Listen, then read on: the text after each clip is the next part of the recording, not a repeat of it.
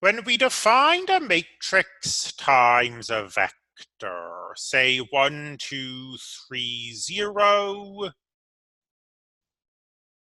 times 2, 1, we defined it as a linear combination of vectors.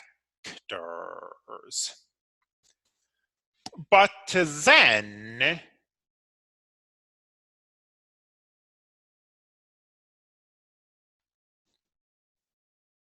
we learned another way of doing this multiplication. So we cover the second row up. 1 times 2 is 2. 2 times 1 is 1. Their sum is 4.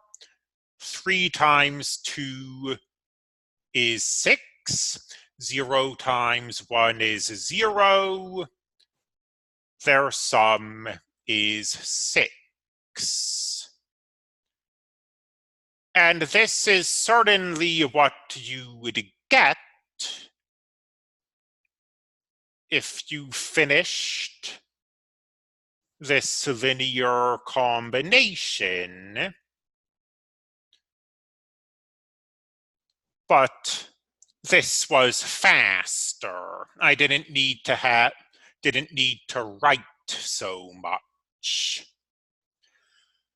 We have a similar shortcut when we're multiplying matrices together. So let's say 1, -1, 2, 0, a 2 by 2 matrix times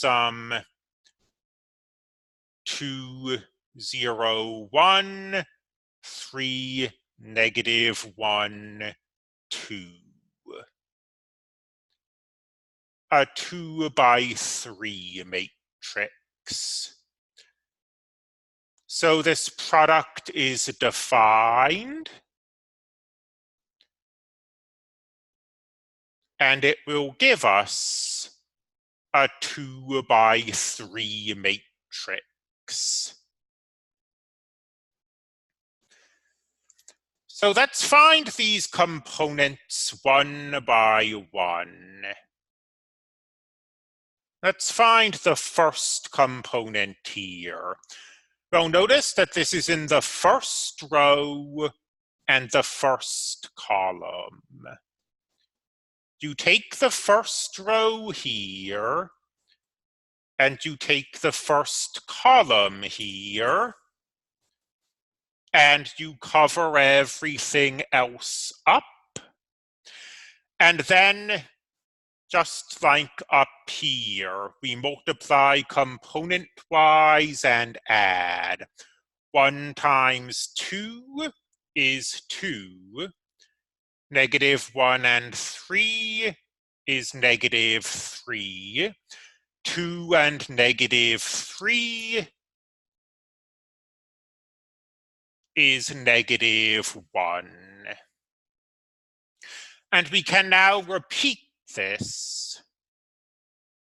This is in the first row, but the second column. So we're using the first row here, the second column here. 0 and 1 is 0. -1 and -1 is 1. So 0 and 1 is 1.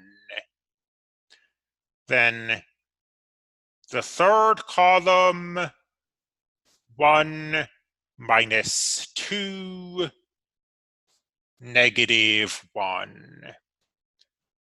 Second row, first column, 4, 0.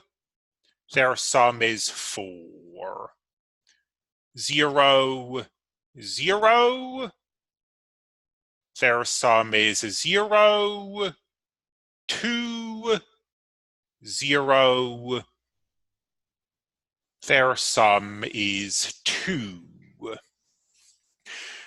This is significantly faster when you're working by hand, and you should become familiar with it.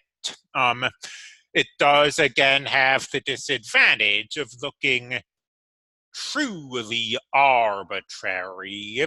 I think I mentioned this before, but when I was first learning linear algebra, my teacher and I guess the textbook just presented matrix multiplication like this without any background, without any discussion of linear combinations, and it was just a complete mystery to me why we would want to do this. So be able to do this, certainly, but keep in mind the actual definition we've given.